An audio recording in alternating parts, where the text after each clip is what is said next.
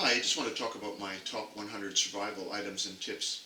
Well, we all have an opinion, but you have to agree that here, at least in Australia, and I've heard other places as well, that there's a lot of empty shelves in the shops. I see shops, they're just putting random items that, like, whatever, just to fluff up space and just make it look like there's not been a big panic, or that they can't get material, whatever it might be. Anyway, that's just one more reason for me to be prepared and to be concerned about things getting worse. So what could happen? Well, at the risk of alienating everyone, with this pandemic, I call it a scamdemic, but everybody has an opinion, so that's mine.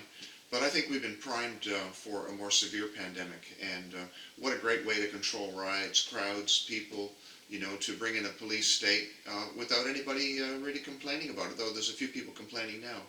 So some of the things that we could think that may happen in the future, which seem possibly remote at the moment, are hyperinflation, currency devaluation, or maybe a reset, war, earthquakes, agricultural diseases, or pestilence. A big swarm of anything could come through and decimate, because a lot of the crops are all identical now. A water supply contamination could be environmental, or it could be a deliberate sabotage. Fire, drought, floods, hail, storms, fertilizer, seed, chemical shortages. All these things can decimate farming. And if we can't get imports as well, if our imports stop, it's surprising how many things are imported that we eat and or are related to agriculture and transport. We only have a couple of weeks worth of fuel in the country. You can Google it. I'm not sure exactly how much we have at the moment, but I heard recently it was like 19 days worth of fuel. That's ridiculous. And if the trucks stop, then so does everything. We don't get anything. So it's we could have a failure with the power grid, strikes, riots. Oh, we can't have those anymore because we got the pandemic. But we could have a tsunami. There may be more things you can think of, but I hope none of these things happen. But they're all possible. So, as you know, business is all about making a profit. Everything needs to be delivered just on time, and as soon as that's sold, then the next one comes in to replace it, so there's no dead stock sitting around. And that's one of the reasons why they're fluffing up stock now, because I think there's a bit of a disruption in the supply chain. So I don't think there's ever going to be a cheaper or easier time to get prepared than now. It might have been cheaper a few years ago, but don't think things are going to get cheap in the way of food or a lot of things in the future. I think, as I said, it's not going to get any cheaper, so just do it. I think the first thing you should do if you're not prepared at all for any kind of a disaster is to get a 72-hour kit together, and that could be very basic. It could be like a big bag of muesli and some milk powder and 10 liters of water, maybe a little bit more. And you'll obviously want a lot more if you need it, but that will keep you alive and fed to a minimal degree for 3 days. And that's how long it takes if we have an emergency. Generally, it takes at least 3 days before all the rescue and emergency people rock up. I'm talking about a big disaster, not just like a localized little issue. So and if you needed it, you'll be glad you had it. But anyway, so myself, I've got a lot more in mine, including toilet paper. And after years of having one and then looking through it and going, oh, can't eat that anymore, I've thrown a lot of things away. And to stop that, I've made mine quite simple. I'm going to put a lot of other things in it, but my theory is just keep it simple, keep it fresh, and I put it on my phone or my diary. Every 6 months, you just change it, and you can actually take the food out. I do use muesli in mine as one of the staples. I have more than 1 kilo, but I take it out after 6 months, and I can just put it in the pantry and eat it and put a fresh one or two in there, and it costs you nothing basically, or very little, once you're doing it that way. I think if you're having an emergency, the best place to be is at home. If you've got some supplies and everything is safe. If there's fires raging around you, or the floods are coming up to the door, well, of course you have to leave, or whatever else it might be. But if it's just something like the grids are down or water supplies are down or whatever, where are you going to go? And so if you've got some things at home and you have things set in place, you'll be safe. If it's not safe, that's when you need your 72-hour kit. So it'll keep you fed and watered for 3 days hopefully, and maybe a little bit of shelter in there as well. Um, just to guess how long you'll survive with what food you have at home, it's just a rule of thumb is about 500 grams of dry food per day. So if you have 500 grams of rice or some kind of beans or grain or wheat bix or noodles, of course they all have different food values, but 500 grams is just a rough idea. And so you can count up and just say, okay, well, I've got say 100 or say 50 kilos of food, and you divided that in half. That'll give you, for one person, that'd give you 100 days, or if you had 2 people, that would be 50 days, and so on. Or if you had one teenage boy, it might last you for 2 weeks if you're lucky. So you'll no doubt have other things. Everybody does. We've got all sort of things in our pantries and in our refrigerators and so on. So you could just take a guess that way and just do a little inventory. Get a notepad out and just write some things down. And an inventory is a good way to start your program. So, and we don't know what's going to happen, but if you have a little bit of a backbone of food on hand, then if things, even if things get very expensive and you get used to eating more basic foods that you've prepared yourself from grain and that sort of thing, you could live much, much cheaper. I lived in Mexico for a few years when I was quite young, and people there that were living on a meager income, they would never buy anything prepared. They would just buy basic grains and grind them themselves and make their own tortillas and all that sort of thing. And I mean, it wasn't grand living, but that was all they can afford. Maybe a couple of chickens around, which won't do you much good if you live in town. Anyway, and having some skills. Everything, even now, myself, if I want to know something, I just get on the phone and Google it. And of course, but I love my books too, and I've got lots of books on all sorts of preparedness things, edible weeds and all that sort of stuff. So yeah, just good to have some of those skills. And when I look at my food, I mean, I look at my tools, even fixings like screws and nails and wire and all that sort of thing, and my chocolate ice cream, all the important stuff. I think, well, what if I couldn't buy this anymore? And that's how I look at all my things. I kind of make that judgment call before I throw much out. And I know that necessity is the mother of invention. I mean, that's how a lot of things get invented. People have a need, and so they go, how can I do that? If you're in a situation where you're not able to get people to come in and help you or whatever, then you want to be able to just reference something. So if you have a reference book on how to fix things or how to grow or cook or whatever it is you want to do, gardening, then you'll be able to access that without going, oh man, that crop failed me and it's been 6 weeks since we've had any fresh food. Now what do I try? Or you have to go and ask a neighbor and he might not know exactly either. So you don't want to reinvent the wheel. You just want to have some reference material and or knowledge that you can use to sort all these sort of things out. So for me, the foundational foods in a storage plan are wheat, beans, lentils, peas, pasta, rice, spices, skim milk powder. Skim milk stores a lot longer than full cream milk powder, so it's a better storage option. You might use a lot of flour, but unless you're using an awful lot of flour, it's not a great item to store because once a grain is smashed or milled, it doesn't have the shelf life of whole grain. Whole grains will store for an awfully long time. I mean, they found wheat in pyramids that 2,000 years old, they still grow. So obviously under ideal conditions. Things like mung beans are a fantastic storage item. I mean, you can cook them, but you can also sprout them. They are the bulletproof sprout. And the only thing, if you want to sprout anything, and store it away as your little safeguard, if you're not used to sprouting on a daily basis, is you might want to just take a few of them and just try and germinate some of the seeds and see that they actually will sprout. And a good thing to try that over and over again, I mean, as time goes on if you're not using it. A hand grinder is a great item to have as well. Even one of those stone mortar and pestles. You might laugh at that, but if you're bored sitting home all day, or not bored so much, but you're thinking, well, I need to make something edible, and that it will be one way that you can do that. And it's not going to be ideal, but when you're hungry, it's certainly a lot better than chewing on whole grain if that's all you can do.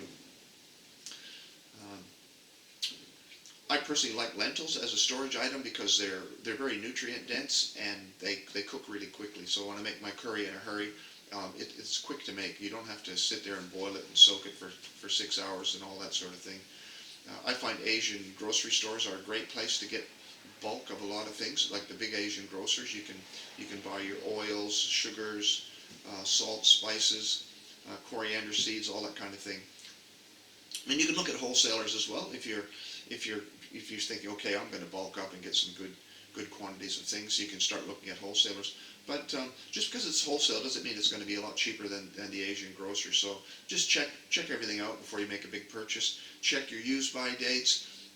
Google how long things will store for, and if you see the big box of glazed donuts on sale, you're going to go, well, hey, they're not going to store very long. But just be mindful of all these things. Otherwise, you end up just throwing heaps of stuff away. Try and wrap it up separately. Individual portions wrapped up separately and stored in separate containers, if at all possible. That way, if you get weevil in one, it's not going to contaminate your whole barrel full of grain. You might get, okay, well, that package is gone, and hopefully these ones will still be okay. And there are ways to circumvent that as well. But again, research it a little bit. I don't have time to go through all that in this video, but write the contents, date of purchase, use by date, everything on the container. And don't underestimate salt, sugar, spices, a big bag of onion flakes, so cheap at the Asian grocer. And you can imagine just a handful of onion flakes in a pretty boring meal with a little bit of salt. It's like, wow, that becomes edible. And oil is very, very important. It can make or break your meals as well. Vitamins and supplements, they keep for a long time. They'll keep for 2 or 3 years in a good place. So, what's wrong with having, if you can afford it, a 2 or 3 year supply of supplements, and then you just start eating through the older ones, and just, if you eat them regularly, because, again, they could be very, very important. Things like hard candy and mints and that sort of thing, they're not very expensive, but they'll really add a lot to even a 72-hour kit or just your meal. Just go, hey kids, here, you can have one candy. And the way they are now, it's like, I won't go there. But kids are spoiled. But if you haven't had it for a long time, and if you're hanging out for a treat, a mint would be a great little treat if you haven't had anything. Not very nutritious, but just a nice little treat, and they'll store for a long time. I prefer things like sultanas or dried apricots, though they have sulfur in them. The dried apricots probably still healthier than your hard candy. They won't store as long as hard candy, but they'll still store for quite a while.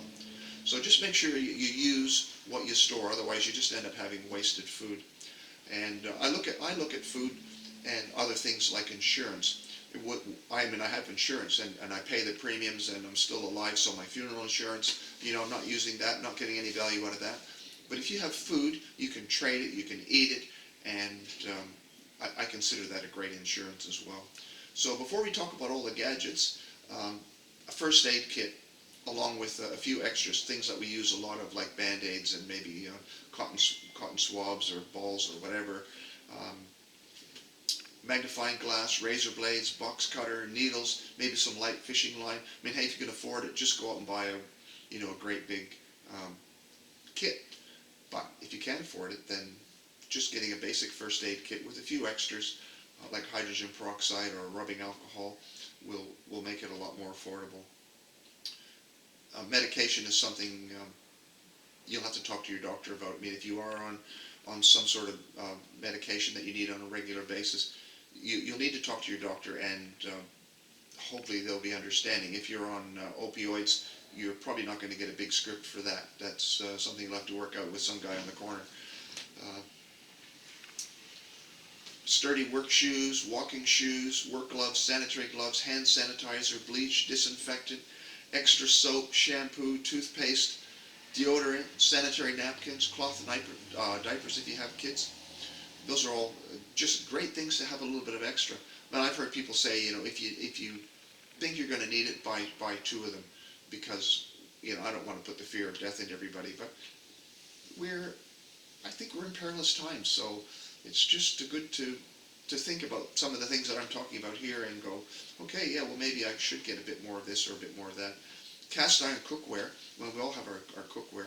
One of my pet hates, oh, I won't go into that, but anyway, cast iron cookware, it will work in a fire. If you had to dig a little pit in the backyard, or you just had a couple bricks with a little fire underneath it, you could put your cast iron frying pan or your pot on there. If you had a Dutch oven, you know, it's one of those big pots with a lid on it, you could make a fire, and when it's burning down a bit and there's lots of coals, you could rake a spot open and put it in the coals and cover it up, and a few hours later your meal will be cooked. And you can boil water. You know, if you don't have access to safe water, you can get almost any kind of water, strain it, you know, filter it to some degree, and then boil it for a long time. Again, you want to start, I think 5 minutes is a, you know, boil, just really boil it, because you don't want to get sick when there's no help around. You don't want to get sick anyway. So boil your water if you need to, and a couple of rolls of aluminium foil, Ziploc bags, other plastic bags.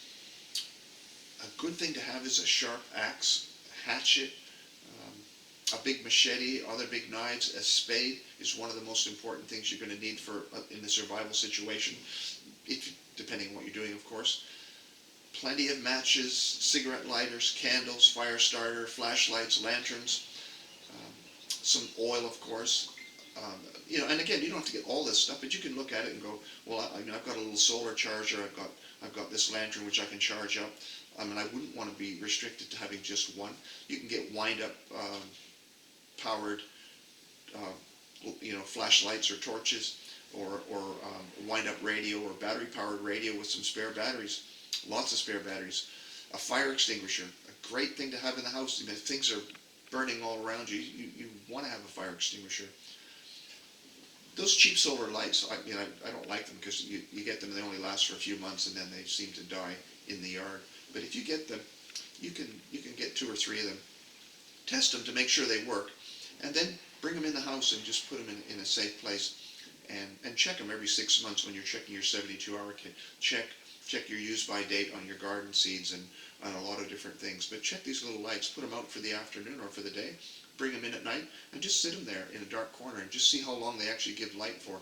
Because just think about it, you know, if you're in a situation where you've got no power at all, and you've got, say, 3 or so of these little lights, you can put them in strategic places around the house. Like in the kids' bedroom, for example, you could put one in there, and the kids, they'll get comfort from that, because they'll have a little source of light, and it'll feel a lot more secure than if they're completely dark. And you don't want to have a candle in their room for various reasons. What else do we want to have? I have lots of spare gas bottles, and I have a little cooker that will be much more efficient than the barbecue. But even if you had a spare gas bottle for the barbecue, and you just, as soon as you put the new one on the barbecue, you took the old one and filled it up, you could at least cook for, you know, quite a few days or possibly weeks if you're just cooking carefully on the barbecue. A toolkit. I mean, I think it's really important, even if you're not handy, to have a toolkit. So you want a full set of screwdrivers, socket set, adjustable wrench, a hacksaw with some various blades in it, vice grips like locking pliers. If somebody comes over and wants to help you, and you have no tools and they don't have tools, what can you do? You get 2 sticks and rub them together.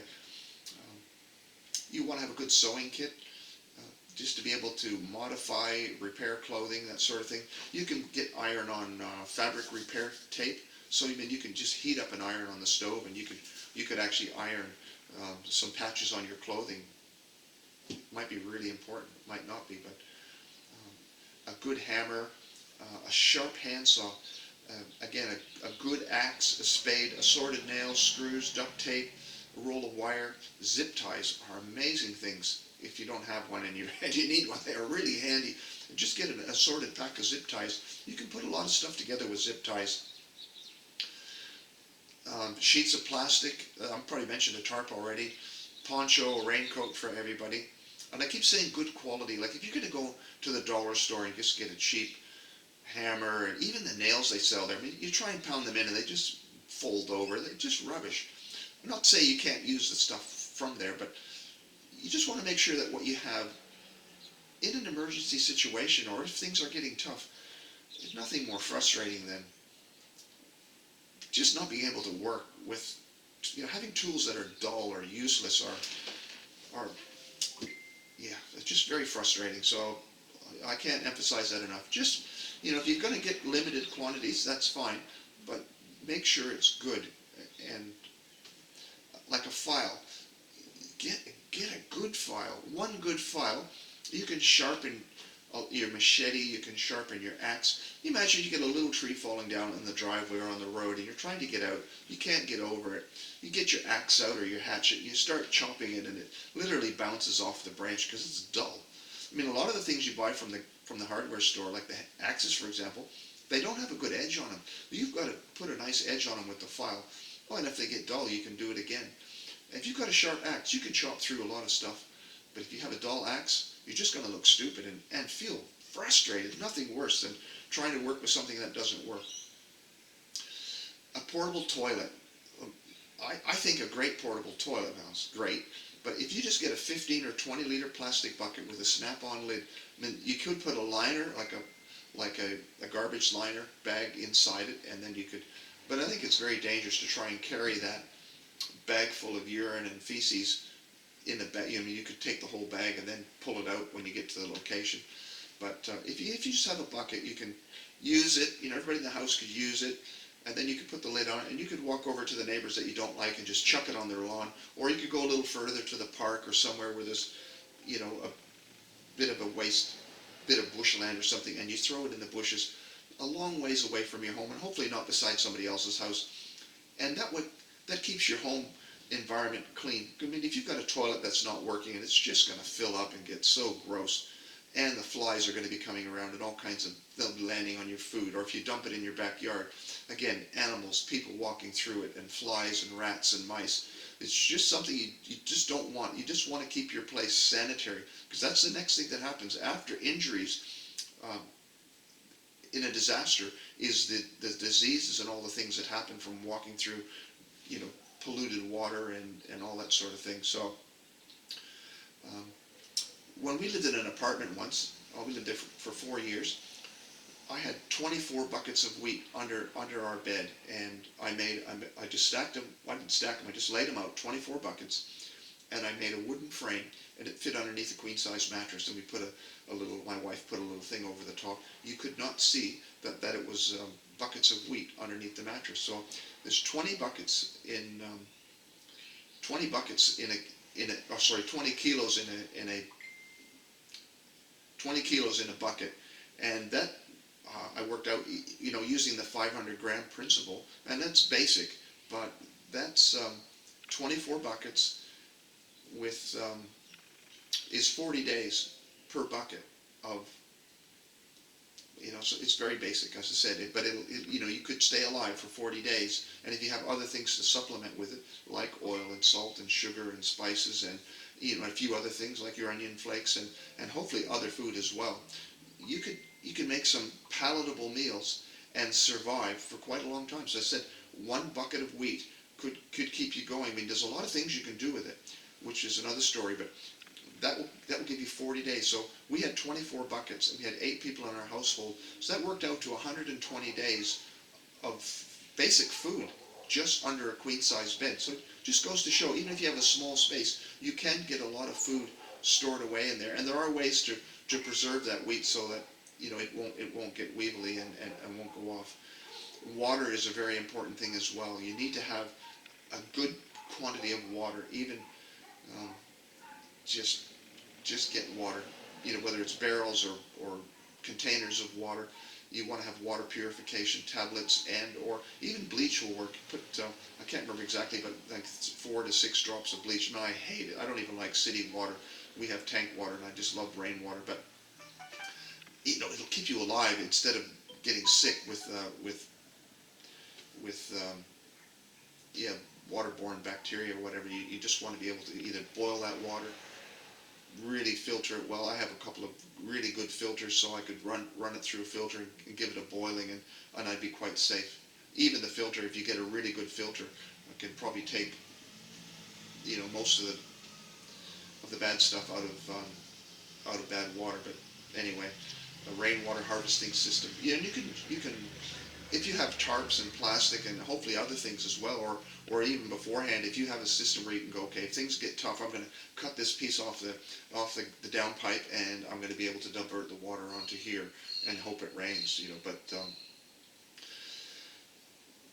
everybody seems to have a slab of water, like those little 24 packs of water laying around the house, and man, that's handy, but it's going to go nowhere in keeping you alive for an extended period of time. That where you want to have that is in the back of your car, along with a little basic 72-hour kit. You think about how much time you spend on the road, in your car, at work, away from home, where your only access to a survival situation might be your car. I mean, you can go to your car and say, well, I've got enough water in here to last me for 2 or 3 days, plus I have some food and different things like that. So really important to have, and also money. If you've got a little bit of money, whether it's coins and a few notes in your car, hidden away from the kids on the way home from school, then if things get tough, if there's no ATMs and that sort of thing, you can go, well, hey, I've got $60 in coins, or I've got another $40 in banknotes, or however much you want to put in there. Well, I know a lot of people carry a lot more money than that, but all things in moderation. So if you're gonna have food in the car, it needs to be something that, a bag of muesli would work as well. It's not going to taste wonderful, but it's like, wow, I'm really hungry. I haven't eaten all day, and a bottle of warm water and a cup full of muesli. It'll be very fulfilling and substantial. So you want to think about that. Chocolate's probably not a good thing to store in the car. A good thing to have is those pressurized cans that you can get from the auto parts store. You just screw them on your valve stem, push the button, and they will actually inflate your tire and seal a leak if you have a leak in the car. It doesn't matter who you are. I always have one in my car, in every car, because I found them cheaper than going to get the tire repaired. If you've got just a small leak or a puncture, I just put those in, then get it topped up with air, and it's lasted for years, or till the tire wears out. So those are good things to have. And water, I've had water in my car, and I've pulled over once to help a guy, and I was able to give him water. He needed water for his radiator, so I was able to give him water. I never drank it. He never drank it, but it was able to get him going again because he had some water in his car. What else can we talk about? Yeah, so power failures, they can destroy all computers. They don't destroy, well, they could if you had a surge, but everything goes out of business. I was at a McDonald's once to meet somebody, power failure, had food sitting there, and they couldn't sell it because they couldn't get the till open. Just ridiculous stuff like that. So that's where it's good to have some spare cash around. Fuel, you don't want to keep that in your car, but you need at least one tank full of fuel, whether that's 2 or 3 jerry cans or whatever it takes of fuel, and you want to keep it fresh. So every 6 months or so, if the car is getting a bit empty, put the fuel in the car and immediately fill up your jerry cans. You want to have a little bit of oil and a map or a Refidex, because I find it very frustrating when you can't get access to the internet and your GPS or your phone isn't telling you where you want to go. You just get the map out and you go, wow, there it is, it's there. It never lies to you. It doesn't send you off to some random place that you don't want to go to. I have a generator that I've had for I've had it for over 10 years. A nice big generator, Honda motor, and not long after I bought it, I lent it to a guy, and he used it for a couple of days, and I got it back, and a while later I changed the oil and changed the fuel, got it running. Well, it started right away, first pull, just starts every time. Perfect. So every 6 months, longer sometimes, I'll change the fuel, but it always starts, bang, just starts.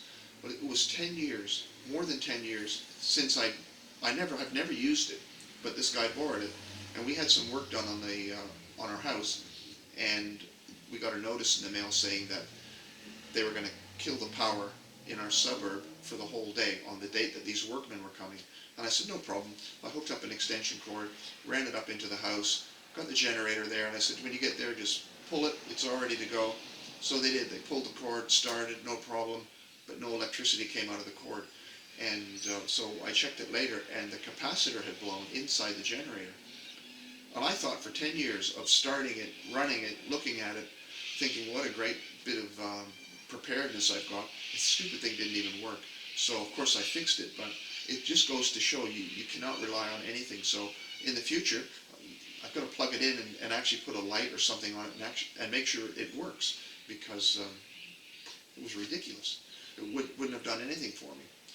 So um, another thing about generators, if things are really getting bad and you've got a generator, I don't think many people have them, but if you've got a generator and all the lights are out in the whole suburb, and you plug your generator in, and mine is a big one. I can power my whole house with it, no problem. So let's say I've got my whole house, I can turn every light on because it feels good, and everybody that driving by or in the neighborhood will be able to see that my lights are on full blast. And it's just a bit of a magnet, don't show off. If you've got a generator, plug it in the morning, or start it up in the morning, run your refrigerator and your freezer for a few hours just to get things cold. Maybe before you go to bed, turn it on again, charge up your mobile phone batteries and all that sort of thing.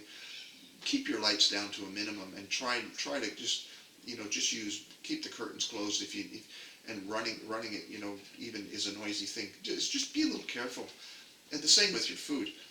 Don't fry your onions and your steak on the front veranda on your house if everybody's roaming the streets getting desperate for food. So just be moderate. It might be a good idea to just chop it up and put an onion with it and make a little fire, or cook it in the backyard on your burner, and just make a little pot of stew or something, and just, and I'm not saying don't share your things. I share my stuff, but I just don't want people kicking my door in and going, you've got stuff, we want it. So just be careful.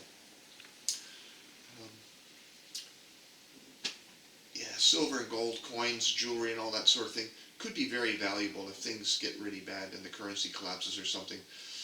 Maybe they will, and it doesn't hurt to have some gold and all that sort of stuff if you've got it, because I think it will go up in value. But what's really going to go up in value is, if you've got a loaf of bread and there's no bread anywhere, you're not going to be interested in somebody's gold watch or a gold ring or anything like that. It's the loaf of bread that you want. So I think that's going to be much more important. Another good thing to have is a little bait net. You can just get them from the tackle shop, and you're not going to catch big fish with it, but you could get, a couple of bugs or some worms or something, put it in a little bait compartment, throw it in the water, and you'll get little fish going in there.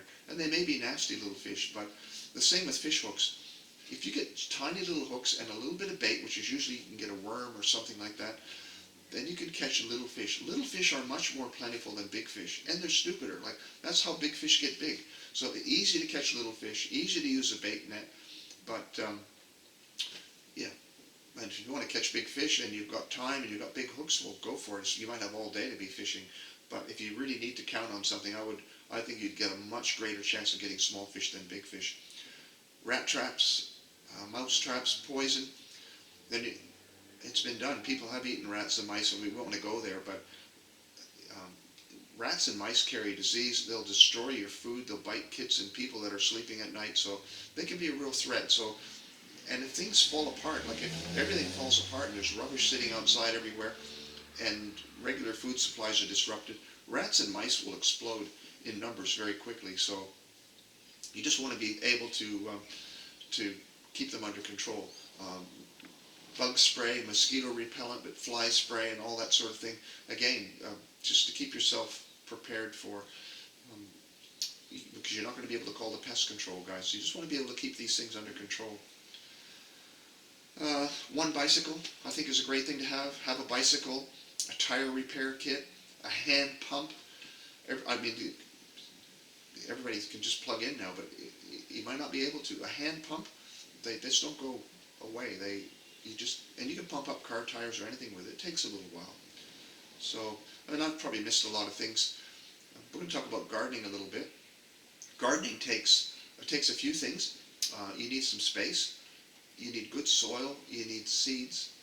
You need some time. So the only thing you can't make, and you can make everything except seeds. So if you want to grow something, you've got to be able to access the seeds. So I think, as we saw recently when there was a bit of a scare on, seeds just disappeared. And seedling, I don't like seedlings myself. I much prefer the seeds. And as I said, I lived in an apartment for 4 years.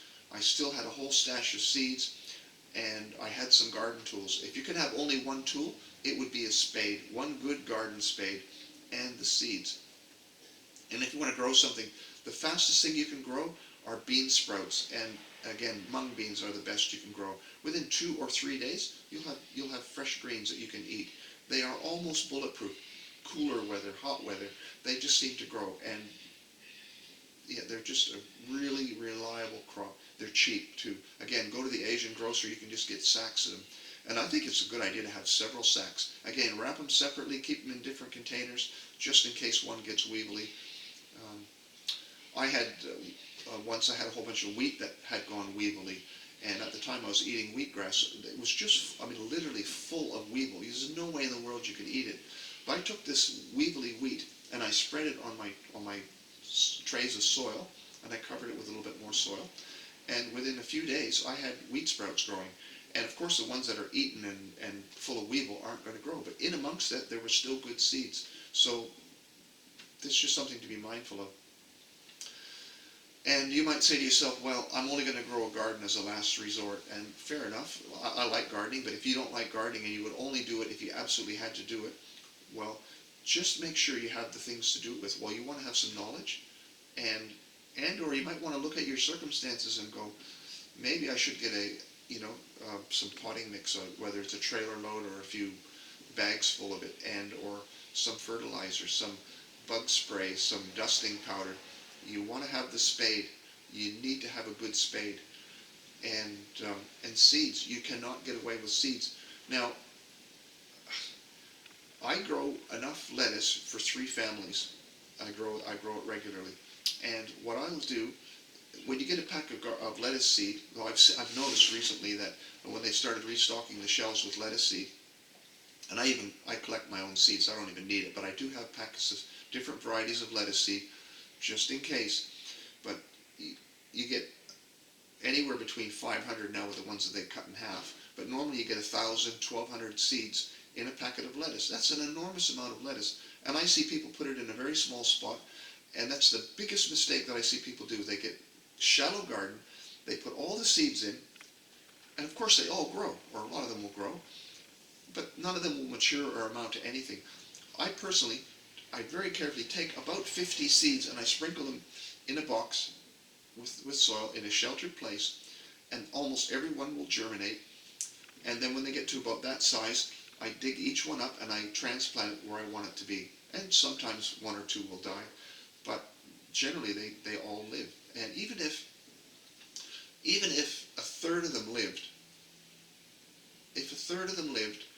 that would be so anyway. We'll step back. So I do that every 2 weeks. So if you take every 2 weeks would be 26 times per year that I would plant 50 seeds. So every 2 weeks I've got a fresh crop maturing, and I've got a fresh crop germinating, and I'm transplanting a fresh crop of little lettuce seeds.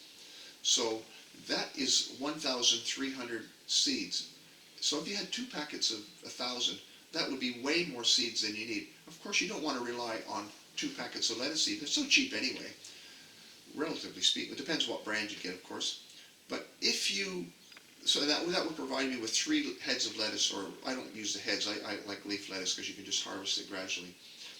If you had a 66% failure rate, that would still give you 1 head of lettuce per day. Doing it that way. 1 head of lettuce every day, a fresh lettuce plant. That's from 1.5 packets of seed. So, and I also grow fresh herbs. So I grow cilantro or coriander, and I get the seeds from the Asian grocer. I get like a 500-gram bag for $4 or $5, and I test to make sure that it grows. And then you check the use-by date as well. And most I've never had them not grow, but at least with the cilantro or the coriander, most of them will grow. If they don't grow, well, you can cook with it because it's safe to cook with, or give it to your chickens, or throw it out. Put it in the compost. Don't throw it out. And make sure you've got seeds that will germinate. So I have bought seed before that won't germinate, but not coriander. I buy mustard as well. I buy the little mustard seeds, and I grow rocket and of course the mung beans. So these are all things you can buy from the Asian grocer, and much, much, much cheaper than buying packets of it at the seed store. And just as good. They will grow just fine. So I grow these. I also grow sunflower seeds from, I get them from the feed store. So I go to the feed store, use it for feeding parrots or whatever it is. I buy a big bag of it, and I grow sunflower sprouts, which is, they're a little bit different to grow. So I've got another video on that, but they are my favorite sprout, and they are just reliable. They just grow, grow, grow, and they're really quick. 1 week, and you've got a big, delicious harvest of sprouts. So watch my video on that. Again, and wheatgrass, I get that from the feed store as well. You just get wheat that they feed to your chickens or whatever, and it will grow. So, but the only thing is you want to just test to make sure that they germinate, that they're good, because sometimes they'll harvest it and it'll have a high moisture content, so they'll put it through a drying process, and sometimes that will affect the germination. So those are the things that you want to check. But just cheap way to get your seed. Composting is, well, first of all, especially in a situation where there's no garbage collection and all that sort of thing, it gets very messy. All your edible food, not even edible, just any food waste, anything organic, buried in the ground or use a compost bin, and it will turn into fertilizer. It will make you the most beautiful soil that you've ever had. And as a bonus, you'll get tomatoes and capsicums and pumpkins and whatever you've been eating, all growing out of it as well. So you can get some seeds that way. And yeah, it just makes beautiful organic soil. So if you feed your soil, it will feed you. Yeah, pineapple tops, there's another thing that'll grow. What else do we have? So yeah, that's about it, pretty much. And again, we all have different needs, and I'm maybe a little crazier than some people, so you might think some of these things are not very important. That's fine. I mean, I don't mind if you yeah, take any of this information and you can, copy it and share it with anybody you want to. I'm happy just to get this information out. I think it's important. Most important thing is start off with a 72-hour kit and some water. I keep all of mine, if you're curious, I keep all of my 72-hour kit in a 20-liter bucket, and I have a 10-liter bucket on the side for storage. I'd like to have more in mine. I mean, I have a lot of gadgets. It's packed full. I have a video on that as well. It's not perfect, but it's simple, and I keep it fresh, and I've never used it. I've had it for years, and I just keep refreshing it, and I hope I never use it. But it's something that I would not want to be without. So again, do an inventory, start collecting, building on what you have. You might look at and think, okay, I've got this and this, well, I definitely need some oil, or I need some milk powder, or whatever it is you want to have. And you'll have skills that, whether you're a seamstress or whether you can fix things or whatever it is, look at your skills and do an inventory. Think, well, I have this, I can trade, I can do this. Learn about wild foods. Like dandelions are one of the most amazing plants, and just Google dandelion leaves, and you can eat the roots, and you can do lots of different things with dandelion, but they're around. I mean, I actually plant them in my garden, and I own our property now, but I've had trouble from the landlord because I had a patch of dandelions that I used to propagate just because I'd go out there and I'd pick some dandelions every day, and they kept complaining that my yard was full of weeds. So when I moved, I dug everything up and turned it back into dirt, which is what they wanted. So, but yeah, there's a lot of plants out there that are growing just wild, and they're very nutritious, full of vitamins and minerals and all that sort of thing. So, good thing to learn. What else do we want to know? That's probably about it. Again, I said, I hope we don't need any of these things. And happy prepping. Thanks for watching.